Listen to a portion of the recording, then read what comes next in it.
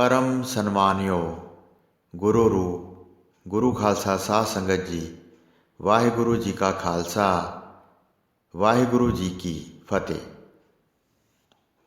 उधो अकरूर बिदर गुण गावै, सर्ब आत्म जिन जाण्यो, कब कल सो जस गावो गुरु नानक, राज जोग जिन माण्यो।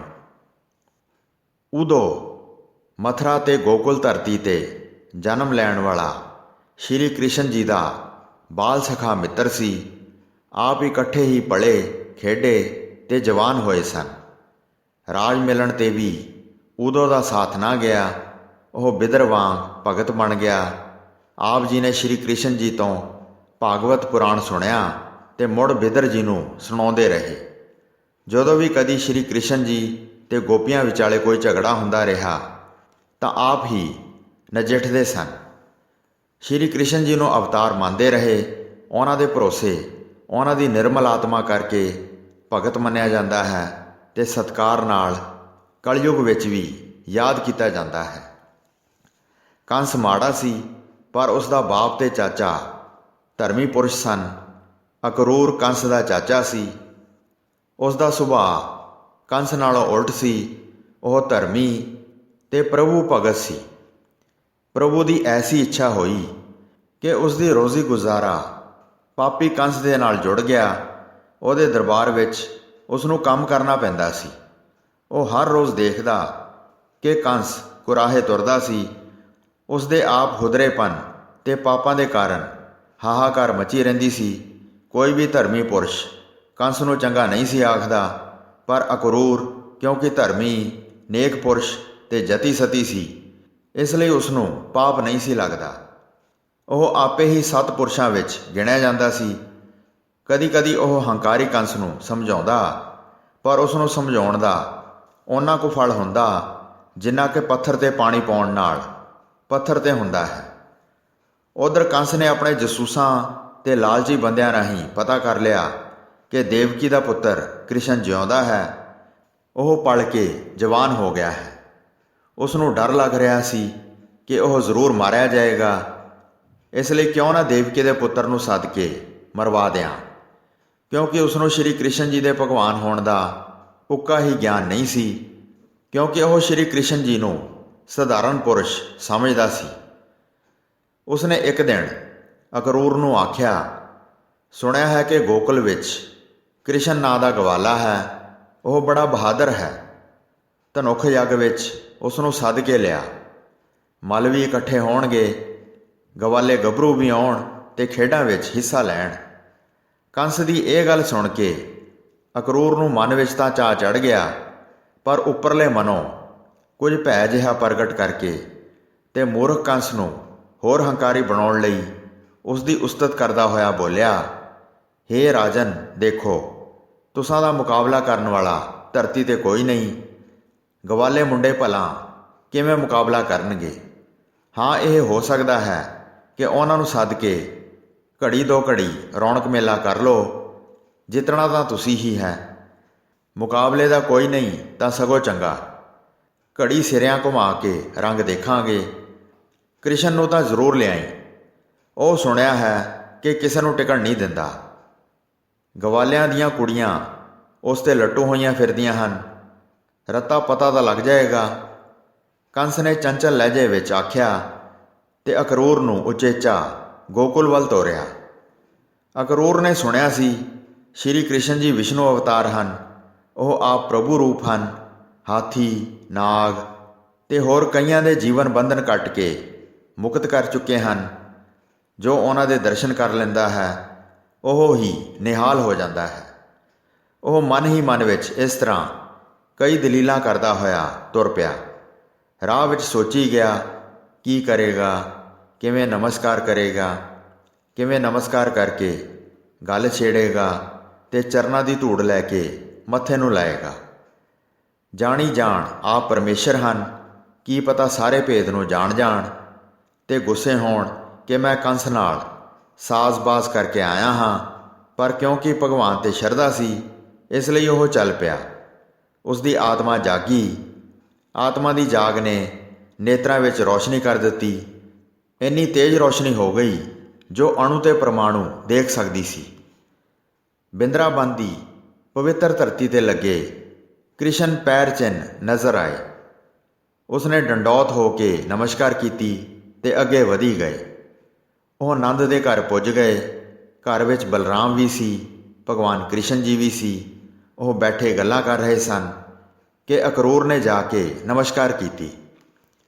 ਚਰਨਾਂ 'ਤੇ ਡਿੱਗ ਪਿਆ। ਸ਼੍ਰੀ ਕ੍ਰਿਸ਼ਨ ਜੀ ਨੇ ਉਸ ਦਾ ਸਿਰ ਚੁੱਕ ਕੇ ਪੁੱਛਿਆ, ਸੁਣਾਓ ਪਿਤਾ ਜੀ, ਕਿਵੇਂ ਆਉਣੇ ਹੋਏ?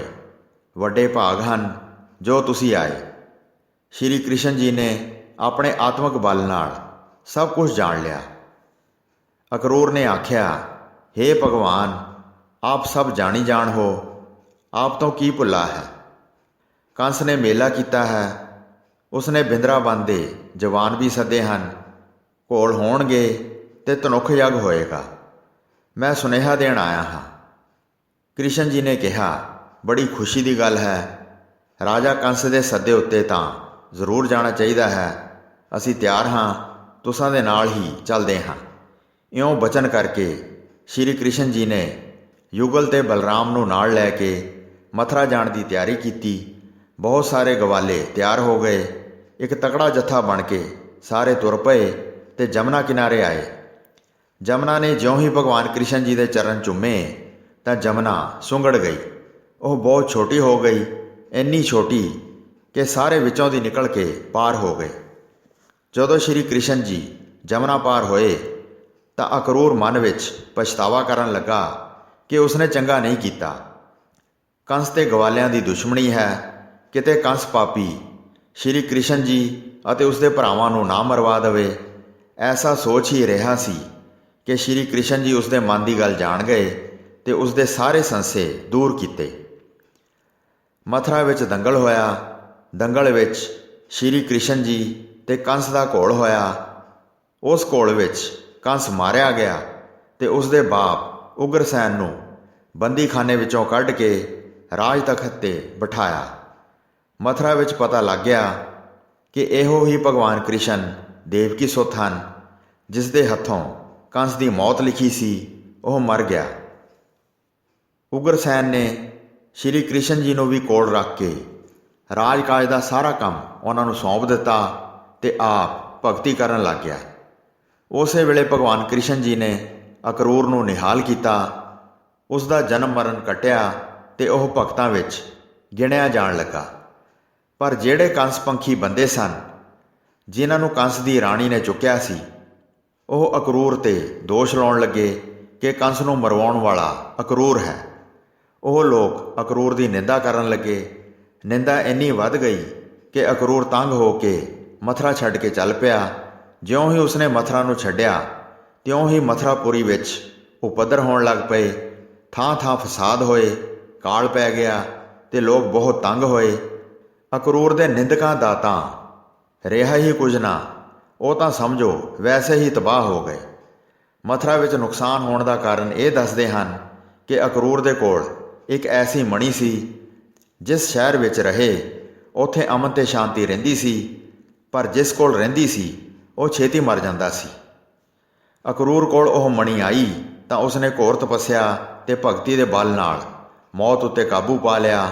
ਉਹ ਪ੍ਰਭੂ ਸਿਮਰਨ ਸਵਾਸ ਕਰਦਾ ਰਹਿੰਦਾ ਸੀ। ਇਸ ਲਈ ਕਾਲ ਨੂੰ ਮੌਕਾ ਹੀ ਨਹੀਂ ਸੀ ਮਿਲਦਾ ਕਿ ਉਹ ਅਕਰੂਰ ਦੀ ਜਾਨ ਲੈਂਦਾ। ਉਸਨੇ ਇੱਕ ਲੱਤ ਦੇ ਭਾਰ ਖਲੋ ਕੇ ਪ੍ਰਭੂ ਦੀ ਆਰਾਧਨਾ ਕੀਤੀ ਸੀ।